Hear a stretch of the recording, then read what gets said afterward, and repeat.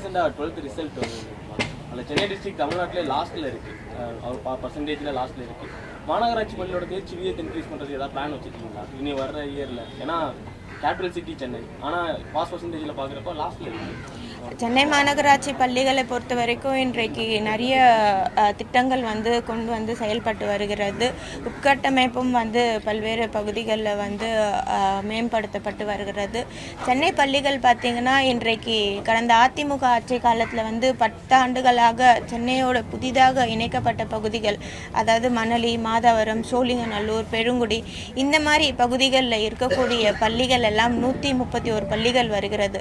இந்த மாதிரி பள்ளிகள் எல்லாம் சென்னை மாநகராட்சியோடு இந்த பகுதிகள் இணைக்கப்பட்டிருந்தாலும் இந்த பகுதிகளில் இருக்கக்கூடிய பள்ளிகள் சென்னை மாநகராட்சி வகைப்பாடு மாற்றாமல் இருந்தது. ஆனால் நம்முடைய மாண்புமிகு தமிழ்நாடு முதலமைச்சர் அவர்கள் பொறுப்பேற்று உள்ளாட்சி பிரதிநிதிகள் அமைக்கப்பட்ட பிறகு இந்த பள்ளிகள் எல்லாம் சென்னை மாநகராட்சியோடு இணைக்கப்பட்டு மாண்புமிகு அமைச்சர், கல்வித்துறை அமைச்சர் அன்பில் மகேஷ் அண்ணன் அவர்களும் தெரிவித்து இது வகைப்பாடு மாற்றப்பட்டு இன்றைக்கு சென்னை பள்ளிகளோடு இணைக்கப்பட்டிருக்கிறது.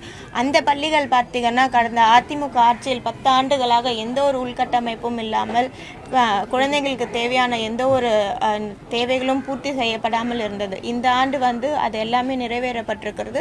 அந்த குழந்தைங்களுக்கு கூடுதலாக கவனம் செலுத்திருக்கும். ஆனால் சென்னை மாநகராட்சி பள்ளியில் பொறுத்த வரைக்கும் 88% தேர்ச்சி பெற்றிருக்கிறார்கள்.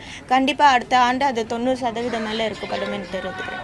பிளே ஸ்டோர் மற்றும் ஆப் ஸ்டோரில் இருந்து பாலிமர் செயலியை QR கோடு மூலம் பதிவிறக்கம் செய்யுங்கள். செய்திகளை உடனுக்குடன் பெறுங்கள்.